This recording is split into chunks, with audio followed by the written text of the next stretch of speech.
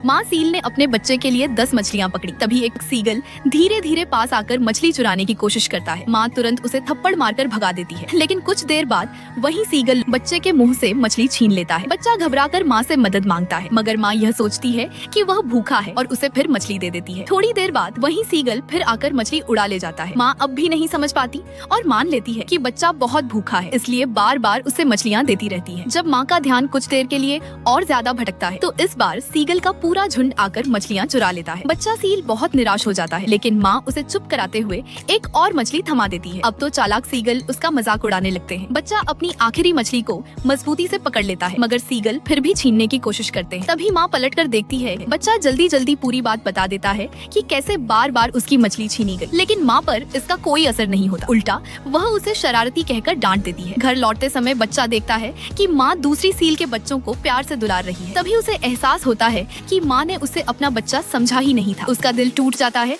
और वह तय करता है कि अब माँ के पास नहीं रहेगा। रात में वह घर छोड़ने का फैसला करता है, लेकिन कुछ देर बाद उसे बहुत तेज भूख लगती है। वह माँ के पास मदद के लिए आता है, मगर माँ गहरी नींद में होती है और गलती से उसे धक्का दे देती है। धक्का लगने से वह सीधा एक ध्रुवीय भालू के इलाके में पहुँच जाता है। भालू को कुछ अजीब महसूस होता है और वह देखता है कि छोटा सील उसे अपनी माँ समझ बैठा है। यह देखकर भालू के दिल में भी ममता जाग जाती है और इस तरह बेचारा बच्चा सील आखिरकार चैन की नींद सो पाता है।